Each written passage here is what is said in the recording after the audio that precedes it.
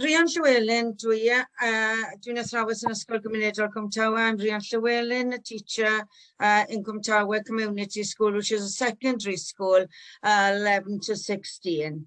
And I'm going to be talking about the Mars Years style of teaching languages designed by Gianfranco, and how we've embedded it into a scheme of work at Cwmtawe School then. So I took my ideas initially from this French sentence builders, and in a way it's incredible that it was translated to Welsh, and that Welsh was among one of the first languages that it was translated to. There are abundance of ideas in it. As Matthias explained, it follows the extensive processing instruction where we model the language. We've based them in Cwmtawe on the sentence builders. Then extensive processing, and we must ensure that we've got enough processing to ensure that that it gives pupils the confidence to use the language independently. So this is how we've gone about it. This is just an example now then of these sentence builders that I saw in French, which planted the initial idea. So what was the modeling? It's putting the language into chunks, placing it in chunks in contents. And I'm going to give you an example of a first lesson that I prepared for year 9 on the theme teithio. We work in themes that builds on previously acquired knowledge. So for year 9, we have the theme teithio, where we introduce the conditional tense, recap some, and then introduce it in greater detail then. These are the first 3 pages of that booklet, and each booklet is about 20 pages. There are no pictures, as like a lot of school, we work to a restricted photocopying budget then. We plan meticulously, and we can include, as you can see from that, there's a PowerPoint to accompany each lesson, and we get through a lot of activities. So I'm going to guide you through an example of one lesson. We'd introduce the language. This would be the new language introduced to them. Then recap on previously learnt verbs, recap connectives, and add suitable vocabulary at the end. Ask them then to, through the questioning session at the beginning, to build their own sentences. For example, you would stay in a hotel, basa ti'n aros mewn gwesty. Following the introduction, I usually then give them sentences to quickly translate. This is a good way of settling them down. No more than 5 sentences usually. They translate them from the target language, Welsh, to English, using the sentence building grid, starting with easier sentences with the level of difficulty increasing with each sentence. Then, having modelled, we move on to the processing. We have various tasks to process the language. This time, I'd start with something like 2 or 3 minute exercise. They read the sentences and fill in the gaps with the most appropriate verb. For example, basa ni'n bwyta sushi. They move on quickly. I don't stop between tasks. They move on at their own level. Where they listen to a tape. These sentences are in English, but they've been wrongly translated.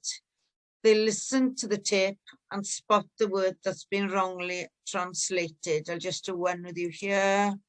Where am I?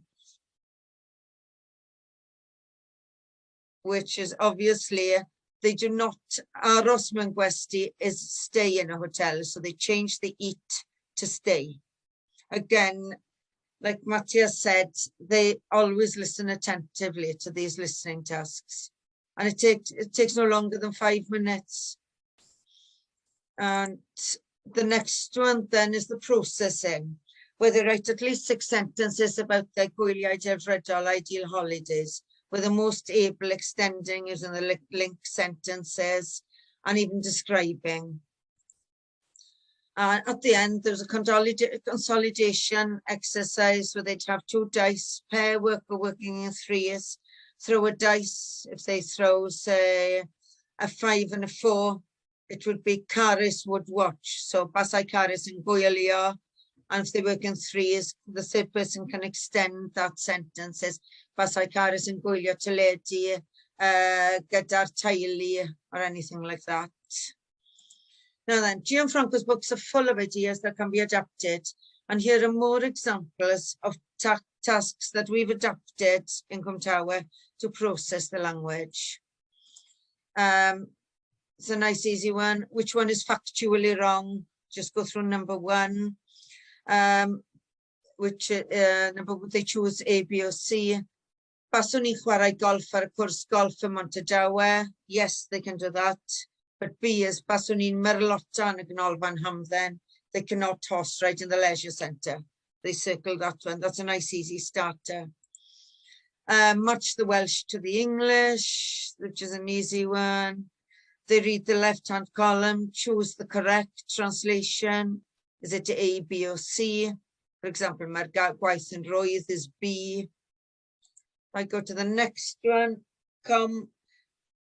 Complete the sentence with the correct form of the verb.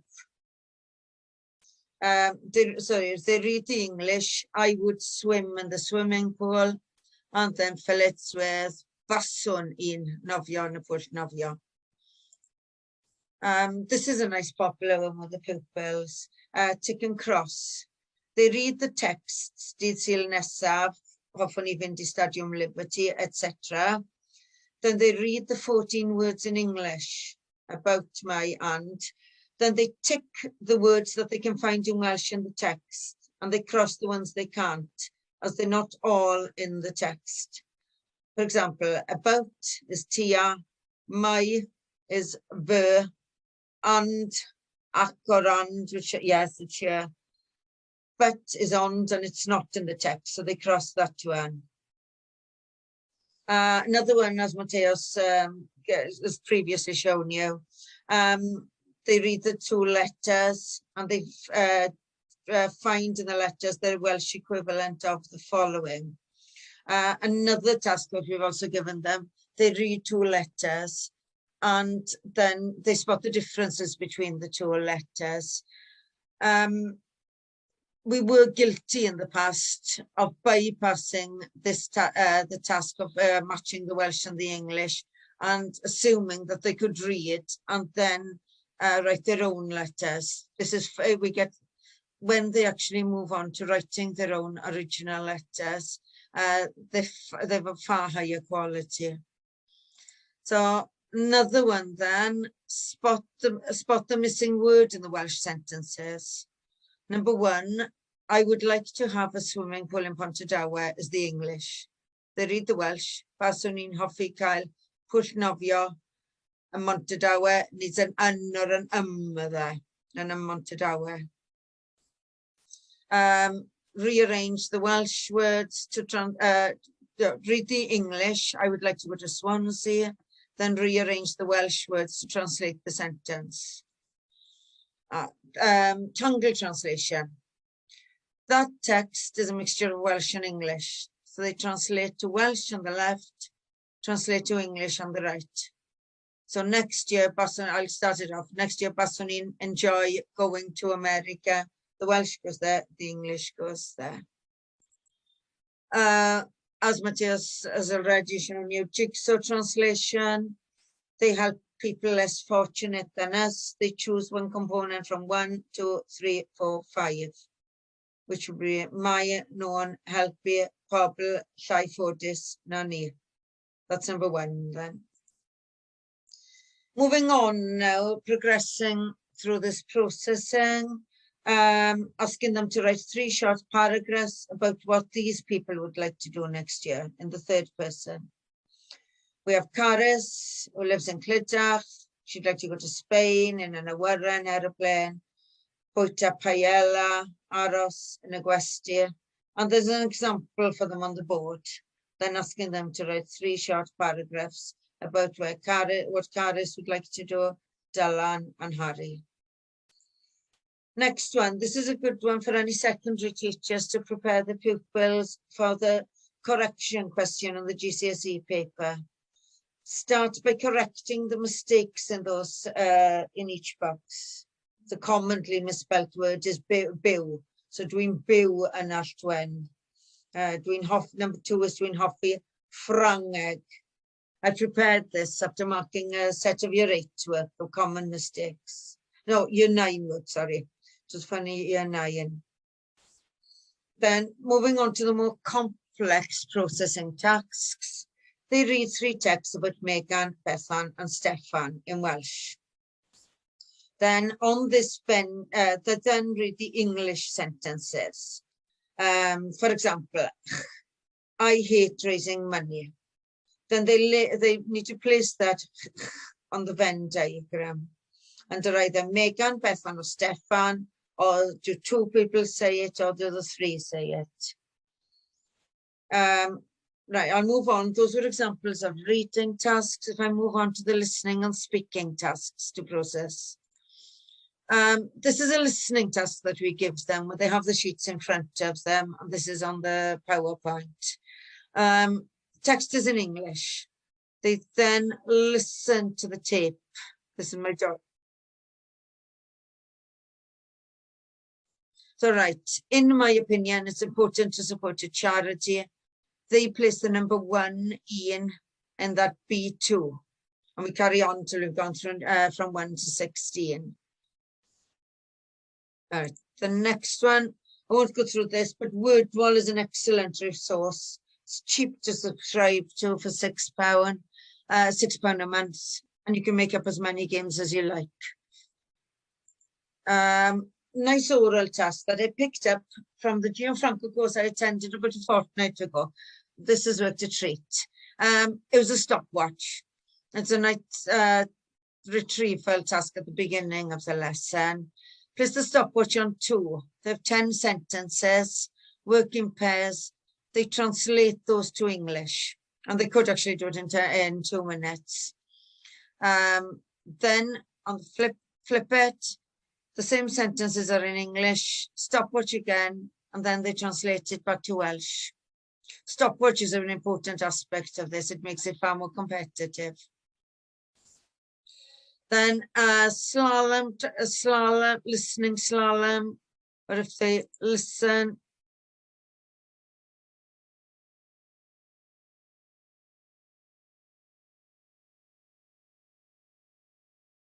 So they've been listening that and they label them. For example, that one was the yellow. I hate watching soap operas in my bedroom with my sister. They label each box number 1 and so on. These are sentence builders on the spot where they just read them. This is a nice starter exercise at the beginning of the lesson. Tomorrow I will play football in the park, where we went over the future tense, and so on. Once they finish those, now make up your own sentences in Welsh. And as Matthias has already explained, this is a nice effective task that the pupils really enjoy, where they pick one option from each box and then the partner needs to guess what that is. So if I'd said, and if they get it wrong, they go back and start again and carry on. And the amount of repetition in that is incredible. Then once they finished it, I asked them then to repeat it, to translate to English. This was that worked effectively with me this morning then. For example, if they say, if I've written down Rhian, dwi'n mynd I ysgol gyfun Cwm Tawe, etc. So first, my partner says, Ben, dwi, no, go back, right, Alice, dwi, no, Rhian, dwi, right, and then you carry on with it. This is effective as well. A peri-peri challenge. You start from number 20 on the mild to the extra hot, where they translate from 20. This was a task for year 10, I think. But it can also be where you set them questions or they need to answer the questions. These templates are ones I've taken from the internet. I'm a thief for taking templates off the internet then. and they work from 20 up to number 1. Oh, pyramid translation is excellent. Work in pairs translating the sentence. So partner 1 would say, dwi wedi bod I Ffrainc. Then partner 2 would go, dwi wedi bod I Ffrainc gyda'r ysgol. It's back to partner 1, back and forth all the time, until they get, I circulate the room, but then when they finish, I test them, and there's a lot in this, in number 10, there are a lot of tenses in it. I've been to France with the school and I have eaten snails. I enjoyed going to Disneyland where I have seen Mickey Mouse. I would like to, I'm on the conditional tense there, go to Spain in the future. Now, I will travel in an aeroplane and I could eat paella. But they could actually do that without using, they can refer to their books, but they really enjoy the competitive element in that task. This is another one where they stand back to back in the class. You can work in any way. With this task, the person facing the board would read out the Welsh. Person with their back would read to English. Then I turn it around. They'd read the English, turn it to Welsh, or you could do it that you give them the question and they needed to answer the question. They turn around, alternate with that task. This then, I think Matt just give us this one. Again, I find the stopwatch is essential. I started with 2 minutes, but then I turned it down, lowered it to 1.5 minutes. They read those sentences carefully. This was a task for year 8. They read them in pairs. Before moving on to this level 2, I take a word away. They need it in 1.5 minutes. Take it on to level 3. They have less sentences. 4, 5, and 5, and then 6. So there's hardly any scaffolding there. And then level 7 up to 6, they need to translate back to the Welsh there, which has worked very effectively. And another game with the dice, they throw the dice, 2 to 6, they translate, 7 to 12, they answer the questions. Then this all led down to in year 9, the first term in year 9, this was the speaking assessment I gave them. And they did prepare, but there were some pupils who could actually do that, take part in that oral sort of assessment like that. They could do that within the one lesson where they prepared it and said, I know how to do this. And that's how much confidence they had to produce at the end. Yes, so the advantage of the schema, pupils find learning Welsh far more enjoyable. So they have a better understanding. As one said, I don't have to revise for Welsh, I just get it. And generally, if people understand a topic, a subject, they enjoy it. Then I found that far more try using the language informally. They'll just pass me in the corridor and try using it out of the classrooms. And then when doing extended writing or speaking assessment at the ends of themes, pupils' work is generally of a far higher quality than we're used to. I think that, and I had a lot of these ideas from the internet or Twitter and adapted them. There's an abundance of resources out there about there. The initial idea I had from the Sentence Builders book by Matthias and Glenwall, Cariswain and Hilleth Nest. Seeing that was a game changer for me. And we've adapted the whole scheme of work to it. I'd recommend also following MFL sites on Twitter and Facebook. There are plenty of ideas there, and some teachers have been extremely generous in sharing their resources. A lot of them, those templates I've had from a lot of MFL sites. But we must ensure that as Welsh teachers, we do the same thing.